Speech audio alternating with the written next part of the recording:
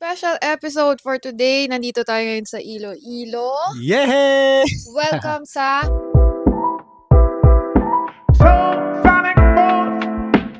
The Tara Podcast, Travel and Real Adulting Podcast with Jamie. And John, so travel and real adulting. So dahil nasa travel tayo ngayon, travel episode to at i-feature natin sa episode na to ang Iloilo. Yes, we are Grabe. still here sa Iloilo. Short stay lang. Well, sakto lang pala. Hindi pa na super short. Mga 6 days na. Hindi daw short ito based sa mga Grab driver na nakausap natin. O nga, yung si Kuya Grab driver kahapon. Ano sila dito very entertaining, hospitable. Yeah. Kinakausap kami every time mag-grab kami. Yes, may grab po dito. Quick kwento lang. Sabi niya, ilang araw kayo dito? Baka hindi nyo na pa napupuntahan ganyan-ganyan. Then sabi namin, nung Monday pa po kami, ang tagal naman ng leave nyo. Ganyan-ganyan. Sabi, hindi lang namin makwento, no, na talagang ito na po yung ginagawa namin sa buhay. Panay gala and Nagko-content. content. Yan. So, di namin kasi ba humaba pa yung usapan, Yeah. no? Kaya sabi na lang namin, nga po pero bitin pa rin, ganyan-ganyan. Tapos puro kain lang po ginawa namin dito Yes. Sabi niya, okay lang, kasi ganun talaga. Oo. Ano tawag dito? Gastronomy? Yeah, City of Gastronomy. Kaya pala. Kilala siya as Iloilo is known as a City of Gastronomy, which is very true to its word. Bundat na bundat po kami dito. Yes. Sobrang busog. Grabe. As in, parang before dinner pa lang, no? Parang ayaw na natin kumain sa dami nating nakain. Yeah. Grabe. Kasi ganito yung effect niya Kakain tayo ng lunch, tapos parang hindi mo sinasadya, napaparami than usual yung kain mo. Kasi ang sasarap nga ng food. Hindi lang yun. Pag kumain tayo, hindi pa talaga tayo gutom. As in, mapapakain ka lang. Kasi may breakfast tayo dito sa hotel. Mapapakain ka lang. Kasi nga, masarap. Yung ganong feeling. So, kumbaga, for example, yung isa namin nakainan is yung Jerry Rawitz. Kumain kami doon. Tapos biglang pumunta naman kami agad sa Roberto's. Same day ba yun? Okay. Diba, para itry yung siopaw nila, pati yung mga meatballs. Ang problema, yung siopaw, tinake out na lang natin kasi nga busog na busog tayo. Nag-coffee break din tayo nun. After that, coffee break. Diba sunod-sunod? Tapos nasa isang area lang halo. So, walking distance lang yun, guys, from our hotel. Yung J.R. Rawitz na lechon, native lechon manok, and then lakad lang going to Roberto's, kain na naman. Tapos maya-maya lakad kami papuntang coffee break para magkape. Busog na busog isang araw. So, yun yung first day natin yun. Hindi na yata tayo nag-dinner. Hindi na kasi bumili tayo ng biskotso. Sabi natin, ito yung magiging dinner natin kasama ng siopaw. Yung siopaw ng Roberto's. Ang problema, yung siopaw pala, ang laki pala. Queen siopaw. Yung 180 pesos na siopaw nila, guys. Pwede na kayong maghati na dalawa kasi nga ang laki. Grabe yun. So, yun yung dinner namin ng first day dito sa Iloilo. Tapos, usually ganun lang kapag nagdi-dinner kami dito. Kung ano na lang yung available na nabili, like yan, yung biskotso nga. Kasi nga, yung the whole day naman is full na kami. Grabe yan. Tapos Busog na busog. Totoo yung sabi mo na, minsan pupunta kami sa isang kainan na recommended ng mga locals, pati ng mga content creator friends namin na nag-Ilo-Ilo din.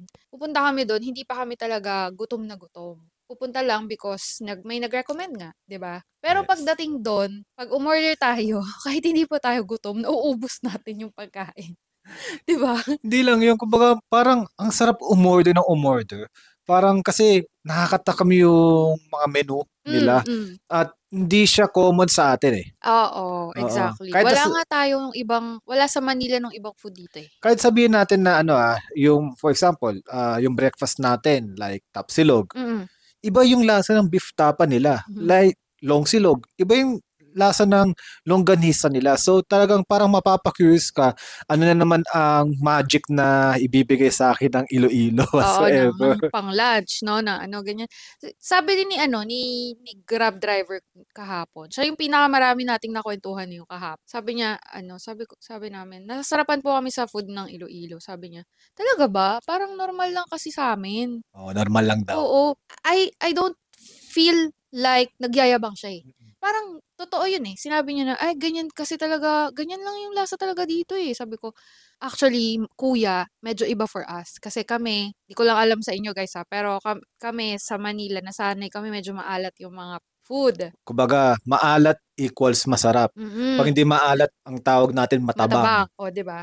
May makaka-relate yan sa mga makakarinig nito. Pero yon sabi ko kay kuya, kasi usually sanay po kami, maalat. Hindi ko sinabing hindi masarap ha. Talagang medyo may alat lang po yung food namin. Pero yung mga nakain namin dito, wala masyadong alat pero masarap. Malinamnam siya. Sabi niya, ganun talaga yung ano dito. Ganun yung pagkain namin dito. Sabi to ni Kuya Grab kahapon, I remember him. Sabi niya, ano kasi dito kapag kunyari, yung may-ari ng kainan, talagang papagalitan or parang susubaybayan niya maigi yung tao niya sa pagluluto na dapat ganito, ganyan yan ha. Talagang, hands-on. They take pride sa cooking nila. Yun sabi ni Kuya Grab kahapon. Kahit na daw siya na nagluluto lang sa bahay, kumbaga, binibigyan niya ng pagmamahal ang kanyang pagluluto, di ba? Sinabi niya yun. Sinabi niya, may pagmamahal kasi po kami magluto dito, ganyan.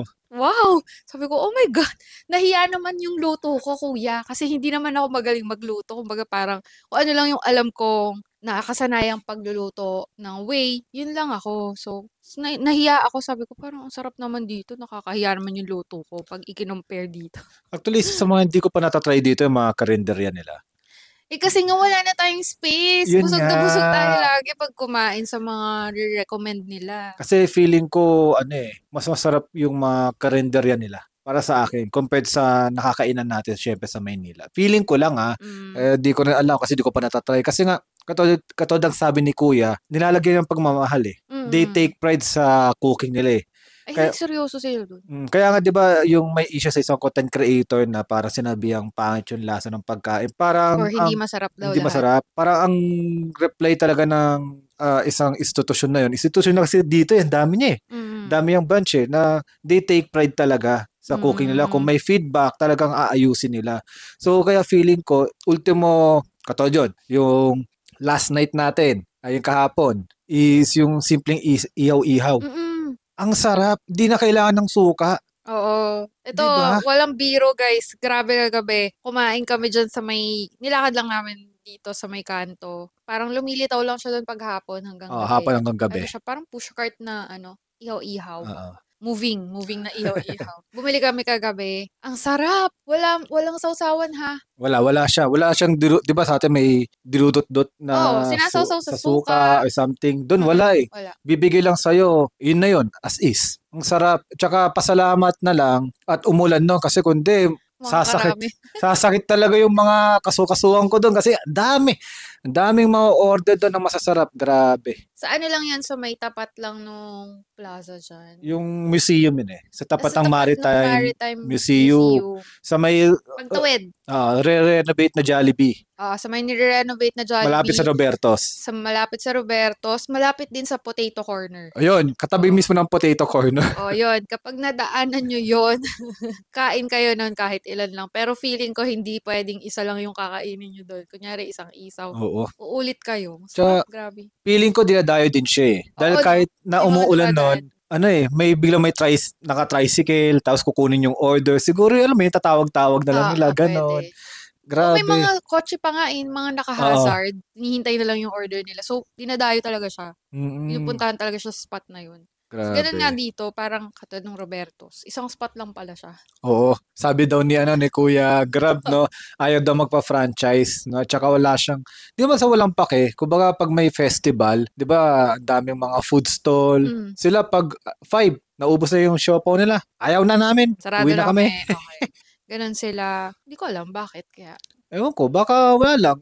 Satisfied na siya. Yeah. Kontento na siya na may isang branch lang siya na dinadayo talaga. So, hindi niya nakikitaan ng need mag-expand. Okay na ako. Yeah. Kaya maganda din yung pwesto natin Kasi kung nag-iisa lang yung Robertos dito sa Iloilo. Walking distance. Masaya. Yeah. Kasi for example, yung ibang mga branch, ibang mga sikat dito like Alicia, Mudge Cafe, Coffee Break. Ang daming branches. Dami nilang branches na katulad nung pumunta tayo sa A3 parang pag nandun ka, punta ko lang kung saan, mamimili ka na lang ng kakainan mo, di ba? So, nandun na siya. Unlike Robertos, isa lang talaga siya. Actually, yung mga main spot dito, ito napansin ko A3, Haro, Molo, di tayo nakapunta. So, next time, babalik kami. La Paz. Pag pumunta ka doon, parang nandun yung merong isang branch or may kilalang kainan doon na pwede mong puntahan talaga. Okay. Grabe sila. Kumbaga alam nila kung saan yung mga hotspot ng mga pagkain dito na talagang galing, no? Pwede mo i-try talaga. Grabe. At saka nasa isang lugar lang lahat halos. Hindi Yun. naman sila sobrang layo. Pero kung katulad namin, 6 days lang, sure ako hindi nyo rin mapupuntahan lahat eh. Oo. May mga hindi rin kami na-try guys, like yung molo nga. Pero ang mga na-try namin this trip is sa mga na-recommend ha. Yung Alicia's, Match Match Cafe, Cafe. Coffee Break, Roberto's, 2 beses. Yung mansion? Agatonas. Agatona Museum. Yan. Meron pa eh. Patpats. Yung Patpats, kansi. Kansi. Ang sarap pala ng kansi. First time namin kumain ng kansi. May miss ko yun. Alam mo, pwede siyang pulutan. Or soup after uminom. Sarap. Parang ang sarap nun. Tapos yun yung isaw nga dyan sa may labas. Sarap din siya. Di ba? Ang dami pa natin di na-try. Dami pa di na-try kasi Mulo nga, hindi pa eh. Hindi pa nga tayo nakapunta ng Bacolod. Nga. Tapos one day pala kami guys sa Guimaras. Sa Guimaras. So yun, na-try din natin yung pit stop doon. Yung original mango pizza. Bumili rin kami ng mga, syempre, Guimaras mangoes. Iuwi natin sa Manila. Papahinugin muna natin. Baka di ba hinog na yan? Hindi pa yan. Mga 2 days pa siguro. Pwede na yan kainin. Tapos, parang may community sila dito. Kasi parang first time niya. Di naman first time. Kumbaga, first time ba? Di ko alam eh. Na may mga nagko-comment sa'yo na ang dami parang, ito, try nyo po, blah, blah, blah, blah, blah, blah. Okay. Kumbaga, grabe. Ganito yan, guys. Yung sinasabi niyang yun, yung marami nag-comment is, first day pa lang nag-post na ako, syempre bilang travel creator nga, no? Nagko-content kami, tapos sinishare sa social media. First day pa lang, I posted na we're in Iloilo, ganyan. Sabi ko, saan masarap kumain? Please drop down your faves sa comments. Sa threads to. Gulat ako, ang daming nag-comment. Di naman sobrang dami, like mga 10. Marami na yun. Madami na yun. I remember pag last month lang, nag-post ako, nagbaler kasi kami. Nag-post ako ng gano'n, siguro 2 lang yung nag-reply kung saan yung recommended nila na pwede namin kainin sa baler. Na-compare ko siya sa Iloilo. Nag-post ako, same day, mga 10 or more yata yung nag-comment. Tapos talagang alam nila kung ano yung sinasabi nila. They know what they're doing. Like, comment talaga sila, saan kakain. At yun nga, yung mga pinuntahan namin, yung mga kinoment nila. And shout out sa inyo. Shout out! Kasi sinunod daw yung iba talaga doon. Yung iba doon, first time namin marinig na kainan, pinuntahan talaga namin. At doon pa lang, parang naisip na natin na, wow, iba yung iba yung welcome ng tao sa Iloilo. Until nung may nagko-comment pa sa akin eh. Medyo, pauwi na kami guys pero may nagko-comment pa na, try nyo dito. Wala na kaming time, sayang. Next time na yun. Kaya, pero, yung gesture na parang hindi na uubusan yung mga taga Iloilo mag-recommend, sabihin marami talaga marirecommend. Plus, ganun sila. Ganun yung pagkatao nila. Even yung, welcome here. Ganyan. Even yung Grab driver nga. Yun nga. Nag-recommend siya ng kambingan. Oo nga. Pati yung sa molo na halo-halo. Hindi na rin natin Meron pa, may interesting siyang sinabi eh. Yung adobo ng Iloilo. Isa pa yun, yung adobo. Kaso nga lang, hindi na nga din namin mapupuntahan. Next time na lang. Oo. Kasi pauwi na. Siguro kung day 1 niya day 1 tapos siya yung natin nun. Baka yun mga nasa target ko. Kaya nga, email ka sa kambing. Mahilig ako sa adobo. Pati sa halo-halo. Pati sa halo-halo dessert. Pero last day na natin siya halos nakausap. Sayang si kuya. Pero, hindi ko pa rin i-discount yung mga nakainan natin. Masasarap din. Kumbaga, ang kasalanan lang dito is yung mga tiyan namin hindi kayang i-accommodate lahat. Kasi kung titignan mo kung kaya pa natin mag-dinner, mga 4 na restaurant pa yun na pwede natin i-try kaso wala eh. Mahina po kami kumain. Pag nakita niyo yung vlogs namin guys, tumitigil na kami ng 5 p.m. mag-vlogs kasi wala nang dinner. Busog pa kasi kami tapos nakahiga na kami dito sa kwarto hanggang antukin na. Oo. Tsaka masarap din dito sa hotel na binok namin. Sobrang lamig ng aircon eh. Kumbaga, busog ka plus malamig yung aircon tapos buksan mo lang yung TV. May cable sila dito so pinapakinggan namin MTV 90s. Nako, parang chill lang kami. Masayang experience ito. Oo nga pala, dito kami ngayon sa Goldberry Hotel, dito lang sa Libertad area. Tapos ang galing nga nung may nagtanong dun sa comment, saan ba kayo banda? Kasi nga magre-recommend siya ng food. Sabi ko, dito lang po bandang Libertad area. Sabi niya, siguro Goldberry yan. Nahulaan agad. Goldberry yung hotel. Siguro ito yung sikat dito. Tapos yun. Yun pa pala, may extra mile pa yung mga comments. Hindi lang sila nagsasabi kung saan kakain. May mga nagtuturo pa paano pumunta. Oo nga. Ganon ka-welcoming ang mga tao. Sabi pa nung isa, sakay kayo sa ganito, tapos baba kayong ganito. Tapos 10 to 15 pesos lang yan. Ay, 10 to, sinasabi pa kung magkano yung magiging pamasahe namin, o ilang minutes, ganon, may extra mile pa na info. Hindi lang yung kung saan kakain, pati kung saang spot, anong sasakyan, saan bababa, magkano pamasahe. Sinasabi pa nila sa comment. First time ko yun, makaganon. So, iba talaga yung Iloilo. Guys, if ever parang nakikinig kayo dito, syempre podcast to. Tapos, syempre sa YouTube, meron tong YouTube episode, di ba? So, nakikita nyo kami, nag-uusap-usap lang. Tapos baka nabobore kayo. Ay, dapat may mga clips. Don't worry, kasi sa Friday, may i-release na vlog series ng Iloilo. Ang Jamie Moy Vlogs, yan. So, doon yung makikita lahat ng sinasabi namin. Oo. Kumbaga, ini-spoil na namin sa inyo, but hindi pa yun yung full context. Kasi nga, iba yung experience namin dito. Iba rin yung mga tips na ibibigay namin doon. Grabe kasi, parang na-renew yung kagustuhan namin sa local travel. Dahil, parang na-upgraded yung lahat. From panlasa, from our experience, panlasa sa pagkain. Sarap kasi. And yung lugar mismo, guys, lagi niya sinasabi sa akin, yung park dito, para na kami nagja-Japan. Syempre, over-exage naman yung Japan dahil alam natin yung Japan. May parang Oo. Pero kasi parang dito ka lang makikita na yung park medyo malinis. Baka sabihin ng mga nagja-Japan, hindi, wala pa yun sa mga kalinis. Yes. Guys, parang kumbaga, kung i-compare mo sa Manila, kami, Pasig, kahit sa Pasig man lang, iba yung river nila. Tapos yung mga park, pwede ka talagang umupo. Doon nga kami kumain ng Roberto's Siopaw. Kanina. Diba? And even nung gusto lang namin mag-chill nung after namin mag-Agatona, mayroon ding park doon na sa tapat ng Agatonas. 'Di ba? Umupo lang tayo, tapos yung medyo dumidilim na, hindi pa nga gabi noon, nakabukas agad yung ilaw. So talagang alam mo 'yon, parang pinapa-experience na ganito pala ang park. Dito lang tayo nakapag-park sa Pinas. Oo, tapos nakakaupo-upo ko saan. Sa mga hindi pa kasi nakakaalam, mahilig kasi kami mag-Japan at mahilig kaming tumambay sa mga free park sa Japan. Yun ang trippings namin doon. Tapos usually kasi pupunta kami sa Japan, malamig na season like spring, autumn, and winter. So yung mga free parks doon, sulit na sulit sa amin kasi upo lang kami doon, kakain ng magkakape, kakain. Sa Pilipinas kasi, hindi kami masyadong mahilig lumabas dahil mainit. Pero, kaya ako nasabi na first time natin mag-park sa Pinas. Hindi naman tayo matabi sa Luneta, ang layo. So dito, nakailang parks tayo dito, yung Plaza Libertad, tas yung tapat nga nung Agatonas. Pati yung sa Maritime Museum. Doon. Diba? So parang sabi ko, pwede palang magkaroon ng matinong park na talagang pangtambayan for community. Diba? Para sa komunidad yun eh. At saka, parang ang presko dito. Kahit mainit, dahil siguro ang daming mga puno. So, ang presko niya sa pakiramdam. So, iba kasi yung yung park tapos walang puno.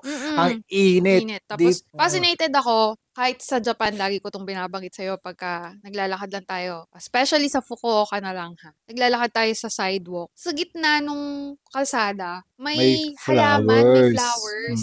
Ganon din dito. May mga makikita ka na lang bigla na, mapapatingin talaga ako eh. Yes. Kasi, ewan ko, yung mata ko namamagnet ngayon sa flowers, pati sa mga halaman, puno. Dito ang dami nun. Madami sabi ko, parang ang ganda na kung gagawin ganyan lahat. Hindi kung, yes, main road to, pero may halaman sa gitna na hindi inaalikabok na halaman ha. Oo nga. Yung talagang mukhang fresh, tapos nalinis, inaalagaan, may kulay ng flowers.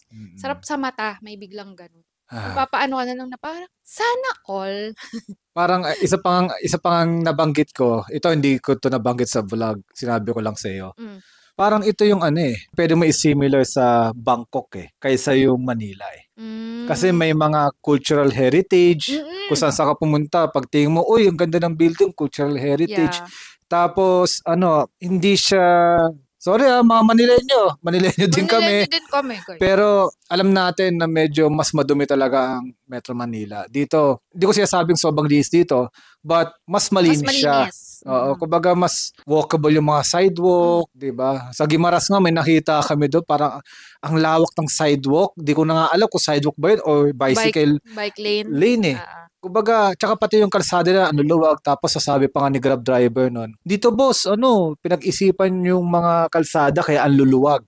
Ganon. Tignan namin kung nagta-traffic pa rin. Yes, nagka-traffic pa din daw, pero mga 1 oras lang. Yung rush hour. Rush hour lang talaga. Diba? Meron din silang rush hour ng morning and afternoon, pero after that, window, back to normal na. Ganun. Sabi ni Kuya Grab driver yun. Hindi natin ako pangalan niya. Hello, Kuya. Nga sa mga Grab driver dyan. You made our trip easier dito sa Iloilo. Ayun pa pala guys.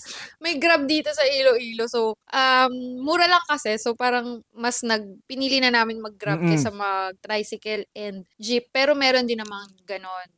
So, kung gusto nyo mag-jeep or tricycle, go ahead. Medyo nag-inarte lang kami for 2 days trip. For today's trip. Saka mura lang, yung mga 100 lang yung pamasahe sa Grab. Kaya lagi kami naka-Grab. Tapos, ayun pa, yung mga Grab driver nga na nasakyan namin, most of the time nag-aano sila. Parang tinutour nila tayo. Totoo. Diba kaya nga may nalalaman pa kaming mga bago, like yun, yung rush hour, yung kung saan pa pwedeng kumain, yung mga wala dun sa mga nag-comment sa post ko, sa Grab driver namin nalalaman na ganyan. So, Naalala ko si Kuya Grab driver kahapon Papunta siya Pagayan. Jing.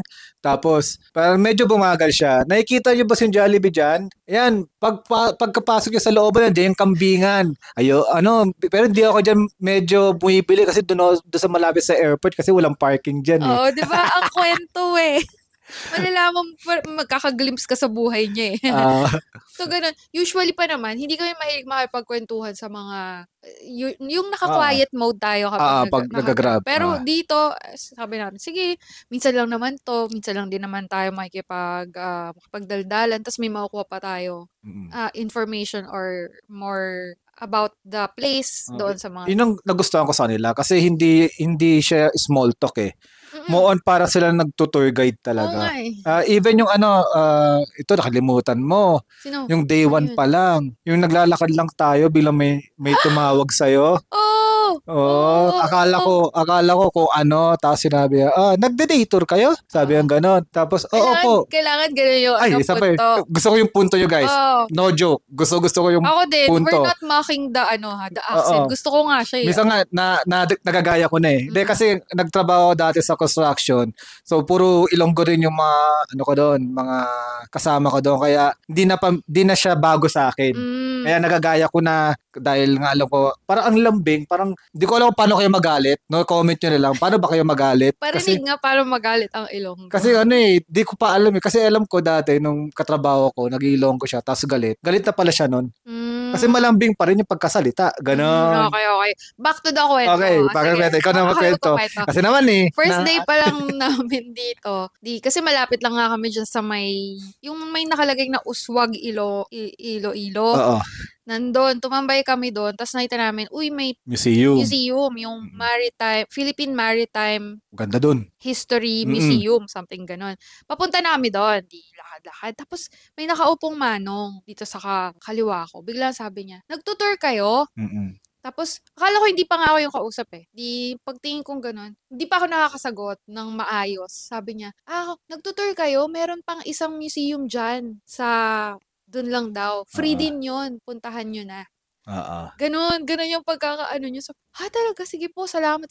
Thank you, ganyan. I think nakuha ko yun sa sa vlog. Makikita nyo yun doon. Napindot ko yun. Pero siguro hindi ko naman naitapat sa akin or sa kanya. Pero maririnig nyo yung usap namin na tinuturo niya na meron pa daw isang free na museum. Yung yung economic history. Economic history naman. So, yun. Instead na isa lang yung pupuntahan naming museum, yung maritime, naging 2. Kasi nga, may nag-tip na may free pa daw doon. Usog lang kayong onte. O, diba? Saka isa sa mga nakukulangan ako sa trip na to, pag-visit natin sa mga museum. Ewan ko lang kasi, first time ko namangha sa mga museum, even doon sa Agatona na bahay. Di ba, kakaiba sila Oo. Feeling, mafe-feel mo doon sa Agatona, ganito pala yung buhay ng nasa mayamang bahay dati, ganyan. Ang ganda ng bahay. Tapos yung Maritime Museum naman, damn, sorry for the word, ang ganda ng pagka-curate nila doon sa gallery. Kumbaga pinag-isipan, 1, 2, 3, 4, 5, 6, from pinaka-caveman hanggang sa current modern history. Grabe, ang ganda. Tapos sa economic naman, yun medyo sakto lang, pero doon ko nakita yung iba't ibang pera naman. Tapos yung mga kasuotan, ang gaganda ng mga suot natin. At yun yung natin no? Pinagtataka, no? What if yun talaga yung maging kasuotan natin? Kasi sa Japan, tayo hindi pa tayo nakaranas ito, pero yung iba nakikita natin nagkikimono para makapakita yung culture. Dapat dito rin, no? Yung mga nakita natin sa economic damit-damit. Oo, dapat ma-feature din yun eh. Nakakuha ang buhay sa vlog? Hindi ata. Hindi na ako masyado nag-vlog doon. Pero sa Maritime, meron yan. Meron. Pero yung sa visit nyo guys, free lang naman siya. Free. Diba? Sa kayo makakita ng museum na free, 'di ba? Nowadays, mahirap na humanap, minsan may bayad, dito free talaga. Kaya tapos well-made pa nga yung museum, yung Maritime. Ganda. 'Di ba? May parang puro puro maganda yung nasabi namin. May masasabi ka bang hindi mo masyadong nabet? Ano ba, di ko nabet. So, maraming construction. Yun. May mga ginagawa. Oo. Kumbaga sayang kasi yung aesthetic nung building dito sa May Robertos. Yung may blue and yellow na building na luma. So, ang dami kasi construction, di namin makuha ng magandang picture, pati video. Pero, sana magawa lahat yon ng maayos. Yun lang naman yung nakikita ko. Ano pa ba? Mainit. Pero buong Pilipinas naman mainit eh. So, hindi nila kasalanan yun. Lagkit gumala talaga sa Pilipinas. Sa basta tropical. Wala eh. Wala akong masabing so far. Parang, ayun nga, parang experience namin, parang yung mga na-experience namin sa Japan, na after this trip parang nakakasepangs tapos parang gusto mong bumalik. Ganon. By the time na sinushoot namin to, last day namin ngayon eh. Pauwi na kami mamayang gabi yung flight namin. So, kaya naisip namin, super fresh pa kasi nung experience. So, ito yung i-podcast natin for this episode. So, siguro panoorin nyo na lang yung mga i-release namin na vlogs sa @Jamimoy Vlogs. Dito rin yun sa aking YouTube channel.